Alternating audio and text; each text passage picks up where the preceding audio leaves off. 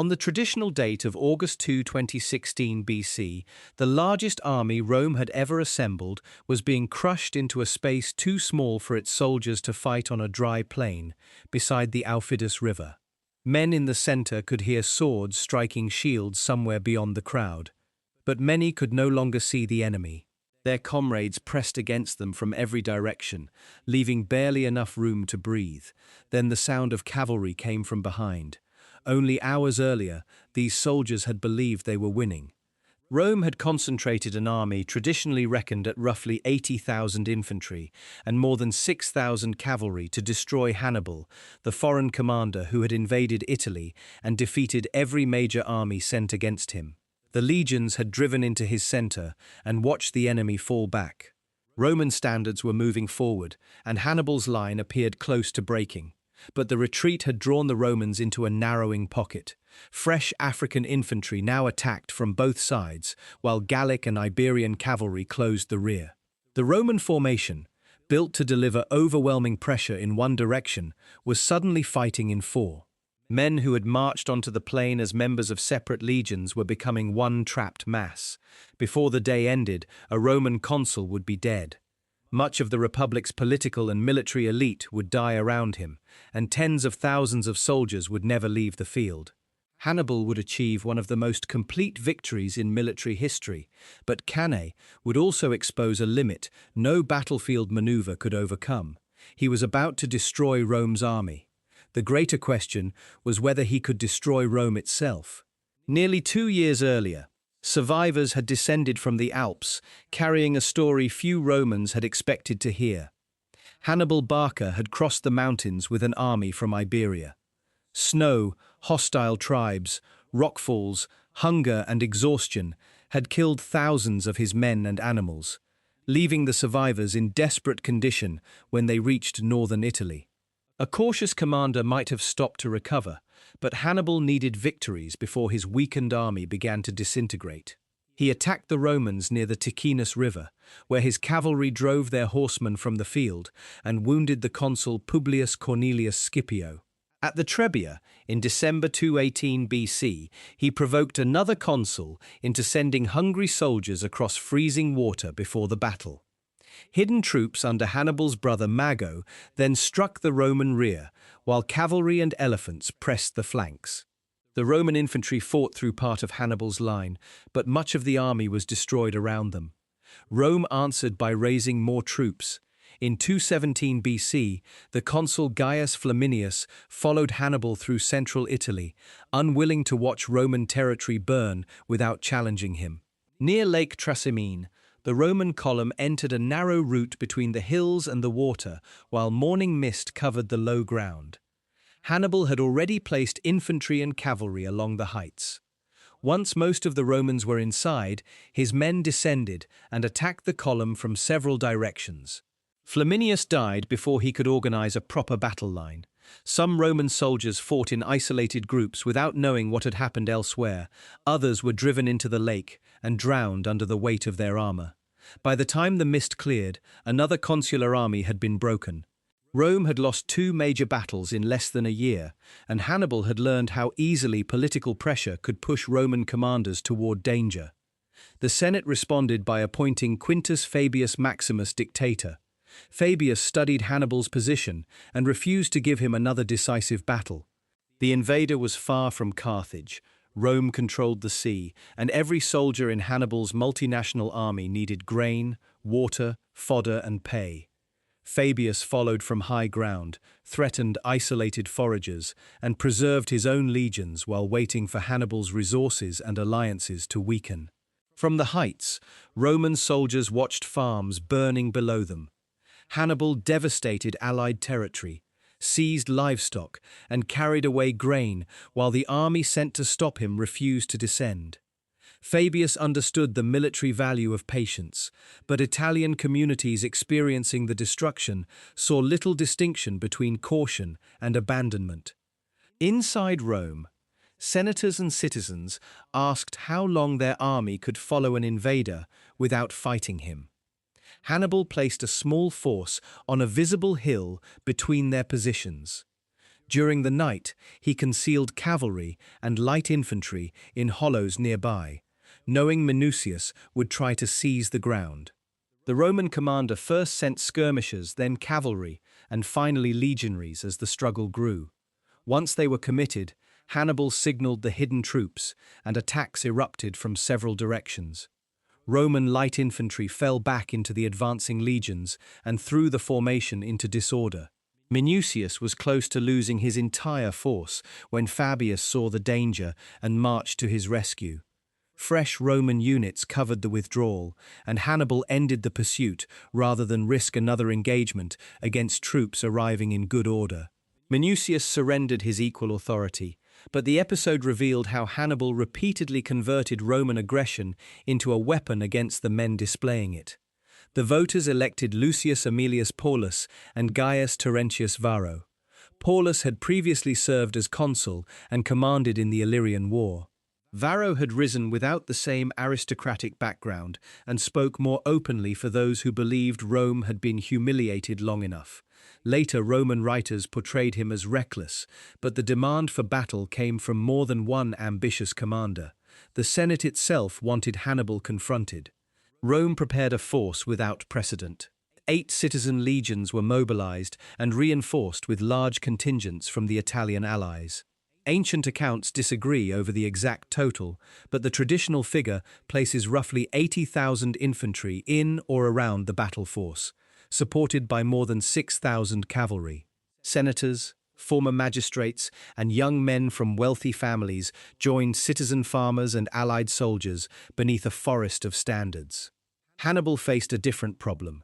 Victory had kept his army together, but it could not make food appear. His force included Africans, Iberians, Gauls, Numidians, and Balearic slingers who spoke different languages and fought in different ways. They remained loyal because he had led them through danger and continued to provide opportunities for survival and plunder. Another season without supplies or a major political breakthrough could weaken the bond holding them together. When the new crops became available in 216 BC, Hannibal marched into Apulia and seized the ruined settlement and citadel of Cannae. Rome had collected grain there from the surrounding district to supply its armies. By taking the depot, Hannibal gained food and placed himself where the Romans could not easily ignore him. Every day he remained showed nearby allies that Rome could neither protect their harvest nor remove the invader. The two men led the enlarged army toward Cannae, but they did not agree about the ground ahead. Paulus saw an open, treeless plain where Hannibal's superior cavalry could move freely around Roman flanks. He wanted to draw the Carthaginians toward broken country, where infantry strength would matter more and mounted troops would have less room.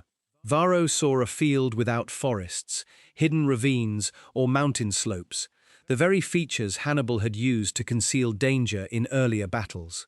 Roman custom gave each consul supreme authority on alternating days. When Varro held command, he moved the army closer, despite Paulus's objections. Hannibal sent light troops and cavalry against the Roman column while it was still marching, but the Romans responded effectively and drove the attackers back. That small success encouraged soldiers who had spent months hearing that the Carthaginians could not be beaten. Hannibal could not wait indefinitely, so he attacked the Romans' sense of honor instead of their fortifications.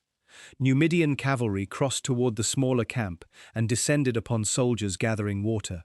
Javelins drove the water carriers back, and the riders pursued them almost to the gates. The material damage was limited, but Roman troops saw lightly equipped enemy horsemen interrupting their water supply directly beneath their defenses. Anger spread through the camps. The men had marched south as the largest army in Roman memory, yet Hannibal's cavalry continued to approach as if Rome were the weaker side. Soldiers demanded permission to fight, while Varro treated the attack as further proof that delay encouraged the enemy. Paulus held command that day and refused to lead the army onto ground he considered dangerous. The following day belonged to Varro. Just after sunrise, the signal for battle appeared above the Roman camp. Gates opened, standards advanced, and thousands of men began moving toward the river. Paulus disagreed with the decision, but once the army crossed, he followed to share its danger. Hannibal had finally secured the battle he wanted, on the ground he had chosen, against an enemy so large that Rome believed defeat was impossible. The Roman army did not enter the plain as one continuous body. Men emerged from two camps, crossed the Aufidus at different points, and moved toward positions assigned before dawn. Officers called for units that had become separated during the crossing, while standard-bearers raised their emblems above the crowd so soldiers could find the correct formation. By the time the last heavy infantry reached the field, the first light troops were already moving toward Hannibal's side of the plain. On the Roman right, close to the river, Paulus took his place with the citizen cavalry. The infantry formed beside them, extending across the center toward the Allied troops. At the far left, Varro commanded the Italian Allied cavalry. Velites and other light-armed troops moved ahead of the entire line, ready to throw their javelins and withdraw before the heavy infantry collided. The arrangement of the Roman infantry revealed how its commanders expected to win.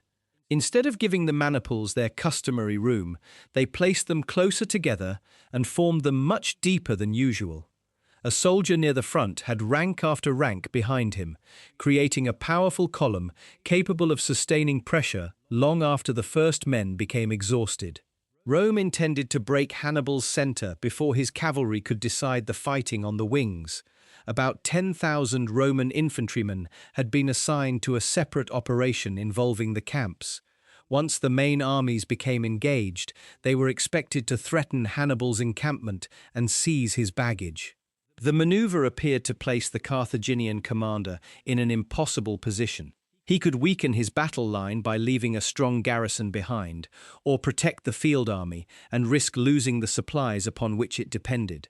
Across the river, Hannibal brought out his multinational army and positioned the Gallic and Iberian cavalry on the left under an officer named Hasdrubal. These were his heavier horsemen, suited to close combat with swords and spears. Directly opposite them stood the Roman citizen cavalry, trapped between the water and their own infantry. Hasdrubal would not need to search for an open flank. His first task was to drive straight through the horsemen in front of him. The Numidians took the Carthaginian right, opposite Varro's allied cavalry. They carried javelins and light shields and rode smaller, agile horses without relying on the heavy armor of Roman riders. Their way of fighting could appear disorderly because they approached, scattered, withdrew, and returned from unexpected directions. Hannibal did not need them to destroy the allied horse immediately. He needed them to keep Varro occupied until the battle changed elsewhere. The Carthaginian infantry formed between the two cavalry wings. Hannibal placed Gauls and Iberians in the center, arranging them in a broad curve that projected toward the Romans. The center of this formation stood farthest forward, while the ends bent back toward the rest of his line. Hannibal and his younger brother Mago took their positions among these troops, close to the point where the first Roman impact would fall. The African heavy infantry remained behind the ends of the curved center, divided into two bodies. Many carried Roman shields, armor, and weapons taken after earlier victories. To legionaries looking across the field, they may have appeared strangely familiar, although the men behind the equipment were veterans who had followed Hannibal from Africa and Iberia. They stood still while the Gallic and Iberian center advanced ahead of them. Paulus had less time to study the infantry. Across from him, Hasdrubal's horsemen were preparing to advance along the narrow ground beside the Aufidus. The Roman citizen cavalry was already outnumbered, and the river prevented it from extending far enough to match the Carthaginian frontage. If Paulus's riders gave way, the Roman infantry would lose the protection of its right wing. The first missiles crossed the open ground before either heavy line moved. Balearic slingers released stones or lead projectiles toward the Roman skirmishers, some striking with enough force to break bone through armor. Javelin men ran forward, through, and withdrew before the enemy could close. Roman velites answered with their own weapons, using small shields and mobility to contest the space between the armies.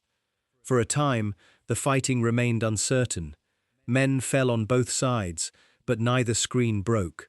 The light troops performed their task and then began moving away from the center before the heavy infantry arrived. Through the drifting dust, Roman legionaries could now see the shields and swords of Hannibal's projecting Gallic and Iberian line. Before the infantry collided, Hasdrubal attacked. Gallic and Iberian cavalry drove into the Roman horsemen beside the river. There was too little room for the usual pattern of mounted charges, withdrawals, and renewed attacks. Horses struck one another in a confined space, with infantry on one side and the riverbank on the other. Riders pulled at enemy shields and reins, while swords and spears rose above the packed animals. Polybius described the encounter as barbaric in its violence. Some men dismounted deliberately, others continued fighting after being dragged from their horses. Roman cavalrymen resisted with the desperation of soldiers who had nowhere to maneuver and little room to escape.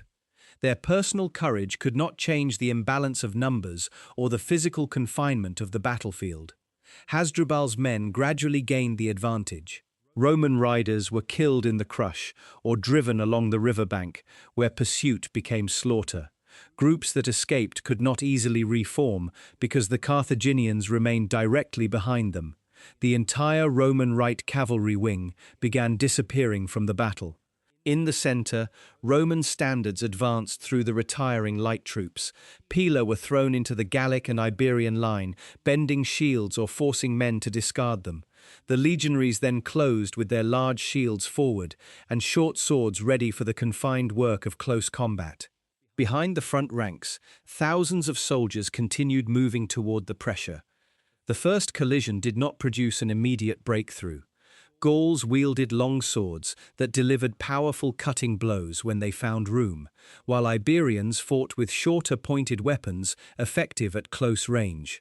Hannibal and Mago stayed among them, moving toward threatened parts of the line and keeping men from giving ground too quickly. For a time, the curved formation held against an enemy with far greater depth. The Romans continued pushing. When a man in the front rank fell, another stepped into his place, supported by rows of comrades behind him. Pressure moved through the dense formation until the forward Gallic and Iberian units could no longer maintain their original position. The center of Hannibal's line began moving backward. Roman soldiers saw enemy shields turning and standards advancing. They could not know whether the movement had been ordered or forced. After 2 years of defeat, the visible evidence appeared unmistakable. Hannibal's infantry was giving way beneath the first full assault of Rome's united strength. Centurions called for the men to keep moving. Units positioned away from the center began drifting toward the apparent weakness, increasing the concentration of soldiers at the point of attack. The Roman front narrowed as men followed the retreating enemy inward. Every successful step made the formation deeper and more crowded. Hannibal's center was not performing a painless theater of retreat. Gauls and Iberians died as they yielded, and any local panic could have torn the formation apart. Men in the rear watched Roman swords approaching, while those in front struggled to remain together. Hannibal stayed within sight, because the presence of their commander gave them a reason to obey when instinct urged them to turn and run. The curve gradually flattened. Roman infantry continued forward until the center of Hannibal's line bent away from them, becoming concave rather than convex. The African infantry remained on both sides, still outside the main struggle and positioned farther forward than the retreating center. Roman soldiers entering the gap passed in front of those untouched formations without realizing the danger. On both sides of the Roman advance, the African infantry received new orders. One body turned inward from the right, while the other faced toward the Roman flank from the left. Their alignment changed from waiting beside the battle to confronting the men who had pushed past them. The movement was simple, but its consequence was immediate. African veterans advanced into the exposed sides of the Roman formation. Legionaries who had been fighting forward now heard warnings from directions where no enemy should have been. Some units tried to turn and meet the attack, but neighboring formations continued pushing toward Hannibal's retreating center. The single powerful Roman assault began fragmenting into separate fights. On the opposite wing, Varro's allied cavalry continued trying to contain the Numidians. Then another body of horsemen appeared across the Roman rear. Hasdrubal had finished destroying the citizen cavalry near the river and was moving toward the far side of the field. The arrival changed the fight immediately. Varro's riders now faced Numidian attacks in front, and Gallic and Iberian cavalry approaching from another direction. Their formation broke before they could be trapped against the infantry. As they fled from the battlefield, the Numidians followed, hurling javelins and preventing them from gathering again. Hasdrubal did not take every rider into the pursuit. He left that task to the Numidians and turned his heavier cavalry toward the Roman infantry. This decision carried the Carthaginian horsemen back toward the only part of the Roman army that remained dangerous. Instead of spending the battle chasing fugitives, they moved behind tens of thousands of legionaries who did not know both cavalry wings had disappeared. The Romans in the rear heard hooves through the noise before they could identify their source. Hasdrubal's cavalry struck, withdrew, and attacked again at another point. Men turned to face the new danger, pressing their comrades deeper into the formation. The rear through which the infantry might have escaped was beginning to close. For the first time that morning, the largest army in Roman history had nowhere left to advance. The Roman formation did not collapse all at once. Men along its outer edges turned toward the new attacks and continued fighting, creating a defensive shell around thousands who could no longer reach the enemy. African infantry pressed against both flanks, while Hasdrubal's cavalry struck the rear, withdrew, and returned wherever resistance appeared weakest. The surviving Gauls and Iberians held the front, preventing the legions from reversing their advance and forcing a path out through the original line. The pressure increased as those on the perimeter tried to avoid African spears and cavalry attacks. They stepped backward into men who had nowhere to go, compressing the formation from every side. Wounded soldiers disappeared beneath sandals, and those who stumbled could be trampled before anyone had room to pull them upright. The army's numerical strength had become weight pressing against itself. Polus moved among the infantry while the Roman right vanished behind him. Ancient accounts place him close to the most desperate fighting, encouraging soldiers and attempting to restore local formations. Any messenger he sent toward Varro had to cross an army that was already being separated from its commanders. Polus could influence the men within sight of him, but he could no longer recover either cavalry wing or reopen the space behind the infantry. Roman centurions gathered small groups around surviving standards and tried to create wedges toward the front. A local surge might push back a tired Gallic unit, only to meet another body of infantry or cavalry before the opening widened. Men who reached the edge of the encirclement faced opponents with more room to use their weapons. Those behind them continued pushing, unaware that the narrow space ahead could not carry thousands to safety. Varro was carried away with part of the defeated allied horse. Later tradition judged his escape harshly because Paulus remained and died, but flight did not automatically mean that Varro had abandoned the army at the first sign of danger. Once the cavalry broke, a consul caught among fugitives had little ability to reverse them alone. He eventually reached Venusia with only a small mounted group and began gathering whatever survivors could still be found. Within the encirclement, the nature of the killing gradually changed. At first, the Romans could meet the Africans in organized groups, turning maniples or companies toward the flanks. As the outer ranks fell, the survivors were pushed into a smaller area where their formations overlapped and their weapons became harder to use. Carthaginian troops on the perimeter could replace exhausted men. The Romans inside had no open rear through which to rotate or withdraw. Polus was wounded repeatedly. Livy later created a final scene in which a military tribune named Gnaeus Cornelius Lentulus found the consul sitting on a stone, covered in blood, and offered him a horse. In that account, Polus refused to leave his soldiers and sent a warning to Rome. The conversation cannot be verified, but the essential fact is secure. Polus remained on the field and died in the encirclement. His death removed one of the last figures capable of commanding across multiple legions. Former consuls and senior magistrates also fell among the troops, including Gnaeus Servilius Geminus. Military tribunes, quaestors, senators, and men eligible for high office died beside ordinary citizens and Italian allies. The army was losing not only soldiers, but a large portion of the leadership Rome would have expected to command future campaigns. Beyond the main encirclement, another Roman force was attacking Hannibal's camp. These men had been assigned to seize the Carthaginian baggage, while the field battle occupied its defenders. The camp garrison resisted, aware that losing the supplies could turn even a battlefield victory into a crisis.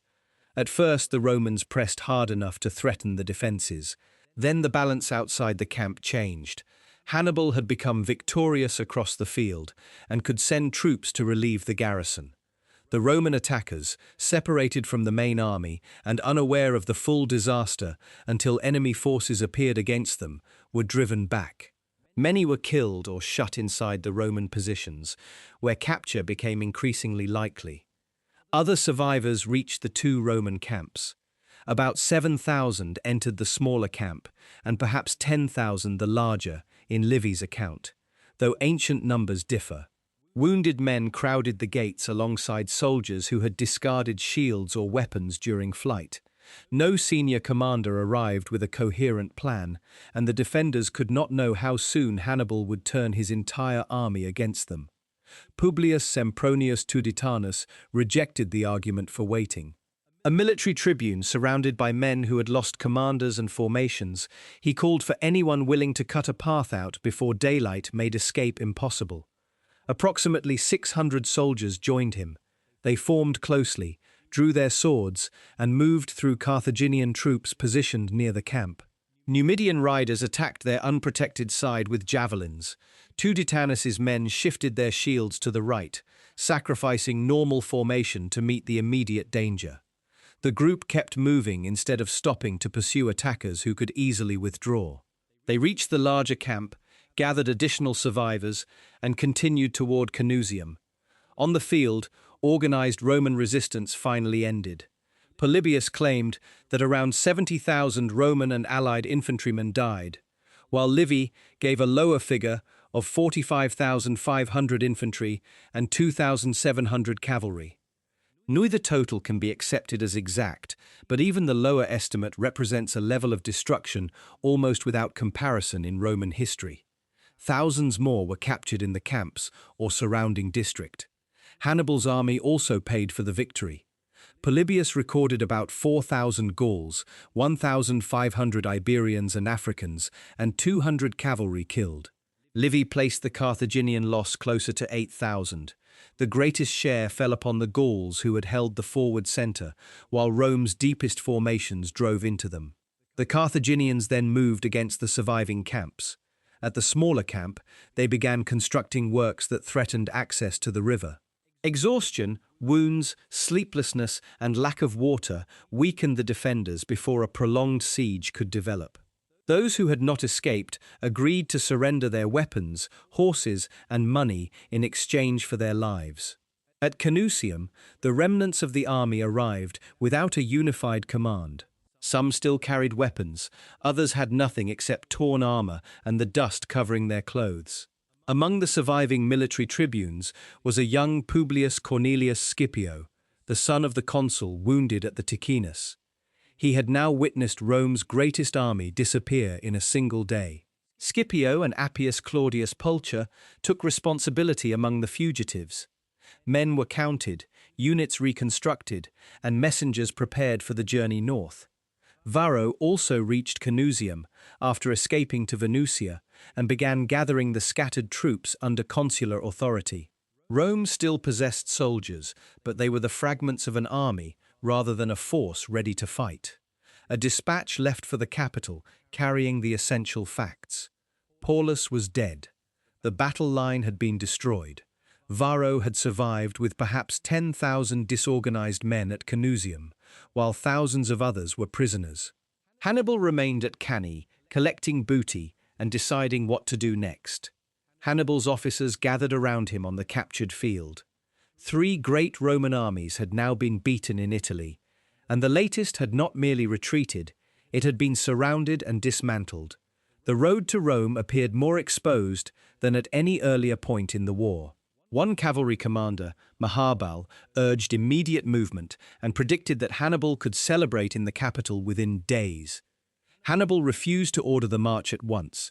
His troops had fought for hours, thousands were dead or wounded, and the army still had to secure prisoners, camps, supplies, and weapons. Rome lay hundreds of miles away and possessed walls for which Hannibal had no prepared siege train. He had won the battle he needed, but the next step could not be decided by cavalry speed alone. Hannibal's alleged reply became one of antiquity's most famous judgments. Hannibal knew how to win a victory, but not how to use one. Livy wrote that the delay saved Rome. The story reduced an immense strategic problem to a single missed moment, but it survived because the opportunity seemed undeniable. On the evening after Cannae, Rome had no field army between Hannibal and the capital capable of challenging him. Hannibal looked beyond the road north. His invasion had always depended on breaking Rome's alliances, not simply defeating its legions. Now southern Italian communities would hear that the Republic's largest army had vanished.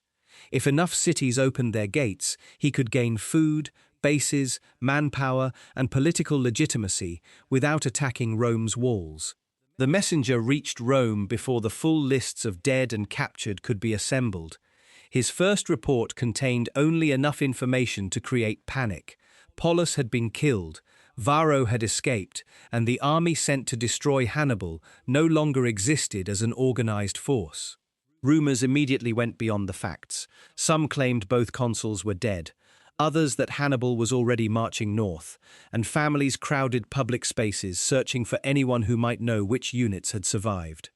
The Senate met while mourning spread through the streets.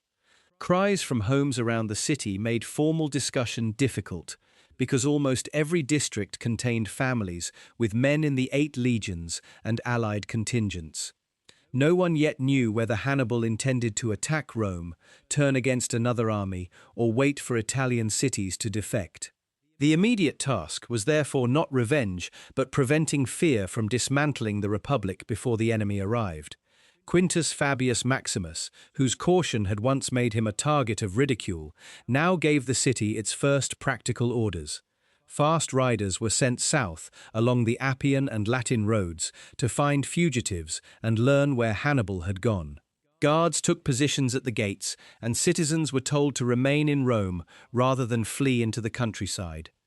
News reaching the city had to be carried first to the magistrates so that unverified reports would not trigger another wave of panic. Varro's dispatch finally arrived from Canusium. Polus was confirmed dead, and approximately 10,000 disorganized survivors had gathered under the remaining officers. Hannibal had not begun a march on Rome. He was still near Cannae, dealing with prisoners, captured camps, and immense quantities of equipment. The information gave the Senate time, but it also confirmed that the catastrophe was larger than the first rumors. The names of the dead began circulating through the city.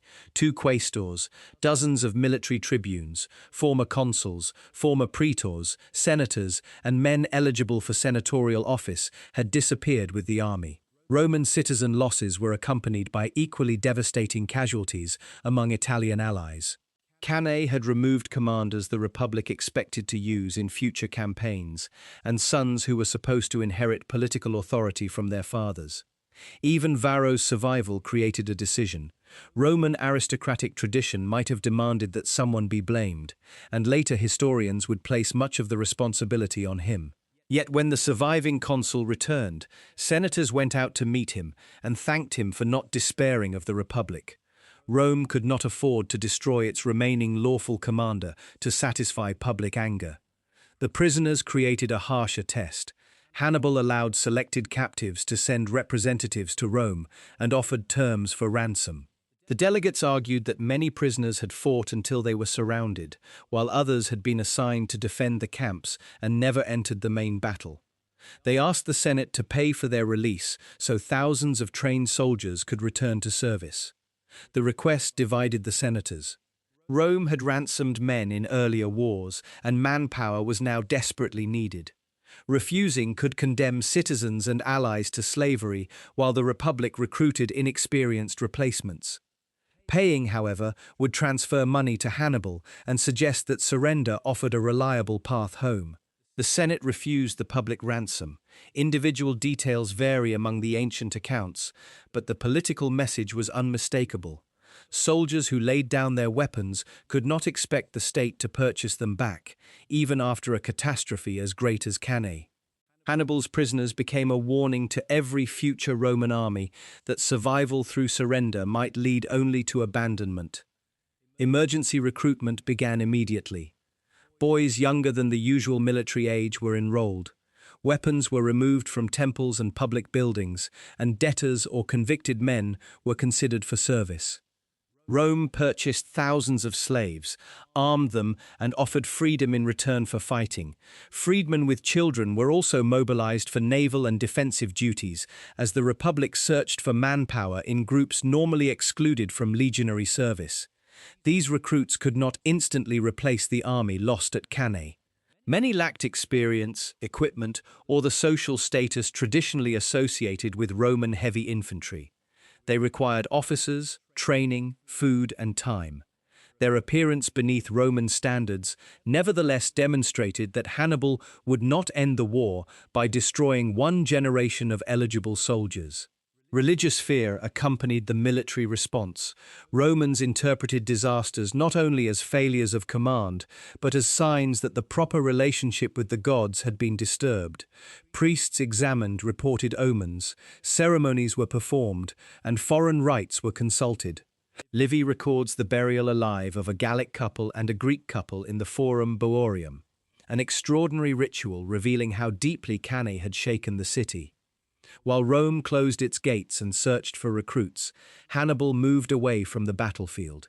He did not choose the direct road north. His soldiers were exhausted, many were wounded, and the army lacked the siege equipment needed to break Rome's defenses quickly. More important, he believed the battle had created a political opening throughout southern Italy. His first movement carried him into Samnium, where local supporters offered the town of Compsa.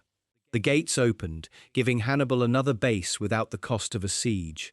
From there, news of Cannae traveled ahead of his army. Communities that had endured Roman demands for soldiers and taxes now had to decide whether Rome could still protect them. The decision was dangerous, whichever side a city chose. Defection offered immediate relief from Hannibal's army and the possibility of greater independence. Remaining loyal risked fields, walls, and families if the Carthaginians arrived. Yet opening the gates meant trusting that Hannibal could eventually win, because Rome would punish rebellion if it recovered. Capua became the greatest prize. One of the richest and most important cities in Italy, it possessed land, manpower, workshops, and political prestige. Its leaders had long resented their subordinate position within the Roman system, even though Capuan elites maintained close personal and family connections with Rome. Cannae transformed private frustration into an immediate choice. Hannibal offered terms designed to separate Capua from the Republic. The Capuans would retain their own laws and magistrates, provide no unwilling military service, and accept no Carthaginian garrison under the initial agreement. The promise contrasted sharply with the obligations Rome imposed upon its allies. Capua opened its gates, and Hannibal entered without having to destroy the city he needed as a partner. The defection struck Rome more deeply than the loss of a minor southern settlement. Capua's resources could support further Carthaginian operations, while its example encouraged other communities to reconsider their loyalties. Much of southern Italy began shifting toward Hannibal, including areas among the Samnites, Lucanians, Bruttians, and Apulians. Rome's alliance system, the real source of its manpower, was beginning to fracture. Yet the collapse did not spread evenly. Most Latin colonies and many communities in central Italy remained loyal. Some feared Hannibal, but they feared Rome's eventual return more. Others had received citizenship rights, land, protection, or political advantages from the existing order, and saw little reason to exchange a familiar hierarchy for promises from a foreign army. Hannibal could defeat a city's Roman garrison or offer favorable terms, but he could not make every faction inside that city agree. Pro-Roman aristocrats, anti-Roman rivals, merchants, rural landowners, and ordinary residents faced different risks. Gates opened only after local struggles that might continue even after a formal alliance with Carthage. Each new partner therefore brought Hannibal resources and another political relationship that required attention. At Carthage, Mago presented the scale of the victory to the governing council. According to Livy, he poured out gold rings taken from dead Roman equestrians and officials, allowing the metal to speak for an army that had destroyed much of Rome's elite. He asked for reinforcements, money, grain, and equipment so Hannibal could exploit the defections spreading through Italy. For a moment, the path to victory appeared open. The response was not equal to the opportunity. Carthaginian leaders authorized some assistance, but internal political rivalries, commitments in Iberia, naval limitations, and other military demands prevented the massive reinforcement Hannibal needed. His opponents in Carthage could point out that Rome still had not asked for peace. The victory had produced rings, prisoners, and allies, but it had not forced the enemy government to negotiate. Hannibal's strategic problem changed with every city that joined him. Before Cannae, he needed allies to weaken Rome. After Cannae, those allies expected him to protect them from Roman retaliation. His army now had to defend territory, support friendly governments, threaten loyal colonies, and maintain supply routes across southern Italy. Success expanded his obligations faster than it expanded the force available to meet them. The city of Nola revealed the danger. Anti-Roman elements invited Hannibal, but the Roman commander Marcus Claudius Marcellus reached the city and worked with its pro-Roman leadership. When Hannibal approached, he did not find another Capua waiting to open its gates. Marcellus held the walls and launched attacks that denied Hannibal an easy entry. The action at Nola was smaller than Cannae, but its political effect mattered. Roman troops had faced Hannibal without being annihilated, and a threatened city had remained in the alliance. Rome did not need a dramatic battlefield victory to reverse the momentum. It needed to show wavering communities that defection was neither safe nor inevitable. Hannibal returned to Capua as the campaigning season ended. Later, Roman tradition claimed that luxury in the wealthy city softened his soldiers, turning the victors of Cannae into men weakened by comfort. The explanation served Rome's moral taste better than military reality. Hannibal's troops continued fighting effectively, but the war confronting them could no longer be decided by a single tactical masterpiece. During 215 BC, the conflict expanded beyond Italy. Philip V of Macedon sought an alliance with Hannibal after hearing of Rome's losses. If Macedonian pressure crossed the Adriatic while Carthage held southern Italy, Rome might have to divide its remaining resources across several fronts. Envoys moved between Philip and Hannibal to establish terms. Roman patrols intercepted the mission and discovered the developing agreement. Instead of waiting for Macedonian forces to land in Italy, Rome acted across the Adriatic and later worked with Philip's Greek enemies. The resulting First Macedonian War did not provide Hannibal with the major reinforcement he needed. Rome converted a potentially fatal new threat into another conflict it could contain, through naval action, diplomacy, and allied manpower. Sicily also became unstable. After the death of the pro-Roman king Hiero II of Syracuse, political factions drew the city toward Carthage. The great port, with its wealth and strategic position, could threaten Roman control of the island and interrupt grain supplies. Once again, the shock of Cannae had created an opportunity, but exploiting it required ships, troops, commanders, and time. Rome refused to concentrate solely on Hannibal. Armies remained active in Iberia, where Roman operations threatened the Carthaginian territories that supplied men and money to the Barcid war effort. Fleets guarded Sicily and the Italian coast. New legions watched southern cities, while other forces protected the capital and the Latin heartland. This dispersal appeared dangerous, but it prevented Hannibal's separate opportunities from becoming one unified crisis. Philip could not easily reach him. Syracuse received Carthaginian help but had to withstand Roman siege operations. Reinforcements from Iberia could not simply march into Italy while Roman armies remained active there. Hannibal continued seeking ports through which Carthage might support him directly. Tarentum offered the greatest possibility. The city controlled an excellent harbour and contained factions hostile to Rome, but its defences and Roman garrison made a simple assault costly. After prolonged negotiation with local conspirators, Hannibal eventually gained entry through betrayal in 212 BC. Even that success remained incomplete. The Roman garrison withdrew into the citadel overlooking the harbour and continued to receive supplies by sea. Hannibal controlled most of the city, but the citadel prevented him from using the port freely. A political victory had delivered Tarentum's streets without delivering the strategic harbour he required. Rome gradually attacked the network created after Cannae. Instead of pursuing Hannibal everywhere he moved, Roman commanders threatened the cities supporting him. Garrisons were reinforced, grain routes protected, and hostile territories raided. When Hannibal marched to rescue one ally, another became exposed. Capua stood at the center of this struggle. Its defection had symbolized Hannibal's greatest political success, and Rome could not allow the example to survive. Roman armies tightened their hold around the city while avoiding a decisive battle with Hannibal. The Capuans sent urgent messages, asking the commander who had promised protection to break the siege. Hannibal moved against the Roman positions, but the besiegers refused to abandon their fortified lines. He attempted to draw them away by marching toward Rome itself, hoping that fear for the capital would force the armies around Capua to follow.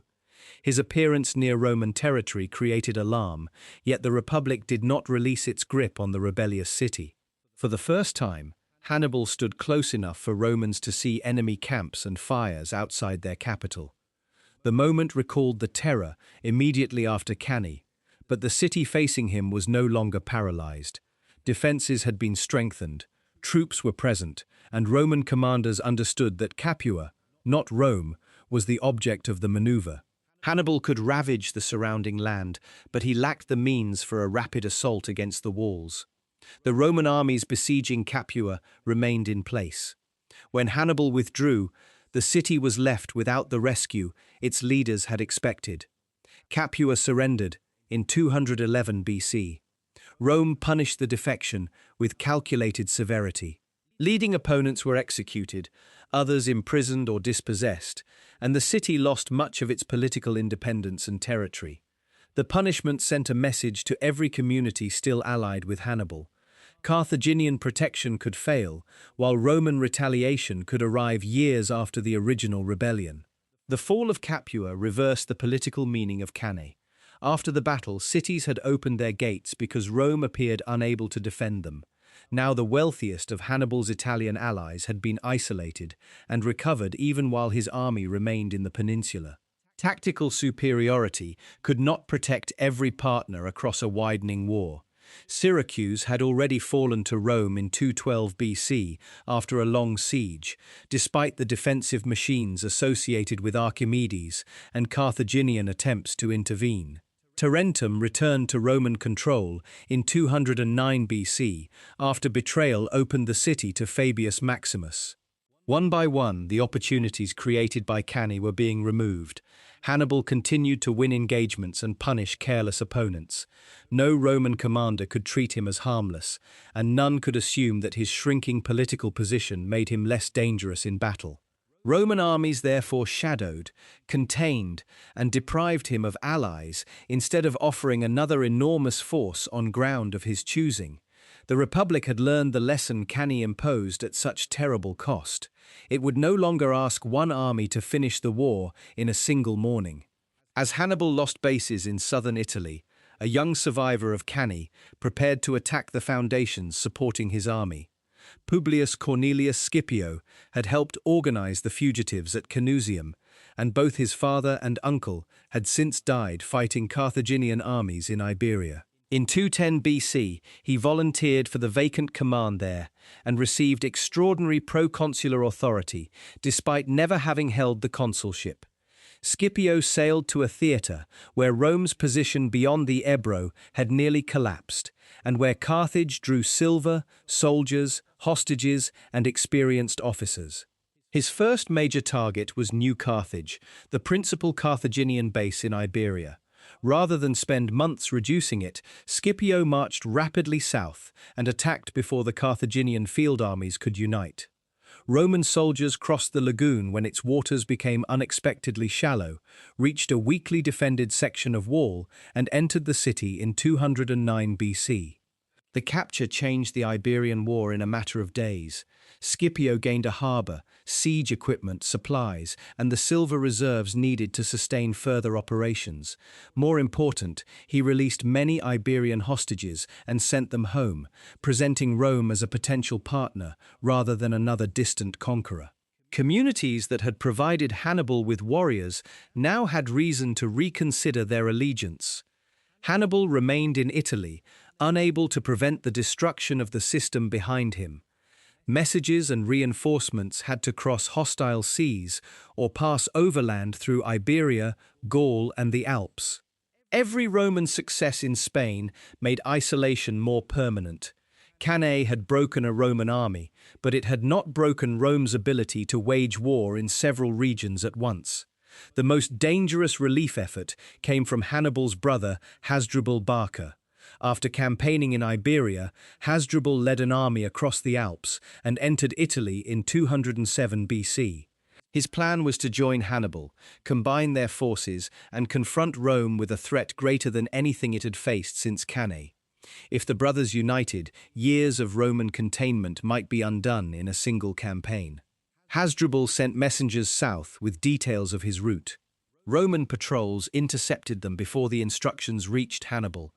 The consul Gaius Claudius Nero, who was watching Hannibal in southern Italy, made a dangerous decision. He secretly took selected troops north while leaving most of his camp occupied so the Carthaginians would not detect his absence. After a rapid march, Nero joined the other consul, Marcus Livius Salinator, near the Metaurus River. Hasdrubal detected signs that additional troops had entered the Roman camp and attempted to withdraw. His guides failed him, however, and difficulty finding a safe river crossing delayed the movement. The Romans forced battle and destroyed his army. Hasdrubal died fighting after realizing that the relief expedition could not escape. Nero returned south before Hannibal could exploit his absence. According to Livy, Roman soldiers threw Hasdrubal's severed head into the Carthaginian camp. Hannibal then understood what had happened without needing a messenger. The brother who had crossed 2 mountain systems to reach him was dead, and the reinforcements capable of restoring the war in Italy had been destroyed. Hannibal withdrew deeper into Bruttium, at the southern end of the peninsula. He remained dangerous and undefeated in any final decisive Italian battle, but his movements could no longer produce the political collapse he had sought. Rome had recovered Capua, Syracuse, Tarentum, and much of the territory lost after Cannae. Communities still supporting him faced growing isolation. Scipio completed the defeat of Carthaginian power in Iberia and returned to Rome. Elected consul for 205 BC, he proposed carrying the war into Africa.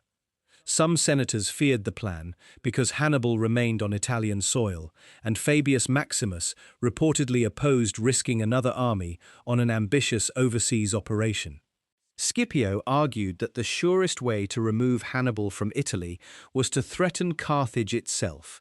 He crossed from Sicily to North Africa in 204 BC. There he formed a crucial partnership with Massinissa, a Numidian prince whose cavalry gave Rome the mobile strength it had lacked at Cannae. Carthage now experienced the pressure Hannibal had once imposed upon Rome. Allied territory was threatened, armies were defeated, and the enemy stood close enough to make political survival uncertain. Carthaginian leaders recalled Hannibal from Italy. After approximately 15 years on the peninsula, he boarded ships with the veterans who remained. He had entered Italy as a young commander and won at the Ticinus, the Trebia, Trasimene, and Cannae. He left without having been driven out by a greater battlefield victory, but nearly every strategic result of those victories had been reversed. Polybius and Livy report that Hannibal and Scipio met privately before the final battle near Zama in 202 BC, although the speeches attributed to them cannot be verified. The contrast between the commanders was nevertheless striking. Scipio had survived Rome's worst defeat, while Hannibal had spent his career trying to make that defeat politically decisive. At Zama, Hannibal deployed war elephants in front of his infantry. Scipio arranged passages through the Roman formations and instructed light troops to guide or frighten the animals away from the main line. Trumpets sounded, missiles flew, and many elephants veered through the gaps or turned toward Carthaginian cavalry. The opening blow Hannibal needed failed to break the Roman army. The cavalry balance had also reversed. Massinissa's Numidians and Roman horsemen drove Carthaginian cavalry from the field, but Scipio's infantry still had to face Hannibal's experienced veterans. The struggle became severe when the Roman line reached the final Carthaginian formation. Neither commander possessed an effortless path to victory. Then the pursuing Roman and Numidian cavalry returned. They struck Hannibal's army from behind, while the legions pressed from the front. The maneuver did not reproduce every detail of Cannae, but the consequence was painfully familiar. The commander who had destroyed Rome through superior cavalry and pressure from several directions now watched his own infantry attacked from the rear. Carthage could no longer continue the war.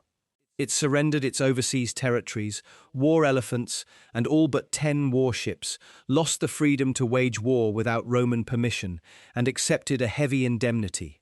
Rome emerged as the dominant power in the Western Mediterranean. The republic that had seemed close to destruction after Cannae now possessed the means to intervene far beyond Italy. Hannibal survived Zama and later served Carthage as a political leader, attempting financial and administrative reforms. Roman pressure eventually drove him into exile. He moved through the courts of Eastern kings, still offering advice against the state he had nearly defeated. When Roman demands threatened to place him in their hands, he took poison around 103 BC, rather than become a captive. Scipio received the name Africanus for his victory.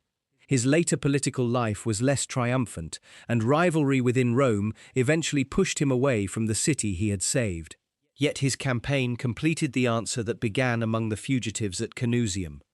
Rome had not overcome Cannae by recreating the lost army and seeking revenge on the same field. It had adapted, attacked Carthage's resources, recovered its allies, and forced Hannibal to fight where Rome held the advantage. The battlefield beside Cannae remained the purest expression of Hannibal's tactical genius. He had studied the Roman formation, placed his weaker-looking center where its strength would draw the deepest attack, and trusted the African infantry to turn at the correct moment. Hasdrubal's cavalry did more than defeat the Roman horse.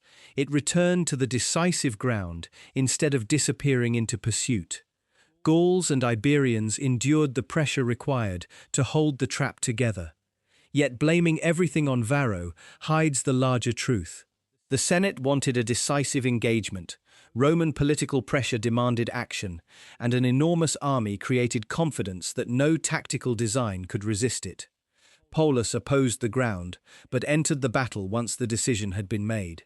Cannae emerged from an entire state's belief that more men, gathered in one place, could erase 2 years of humiliation.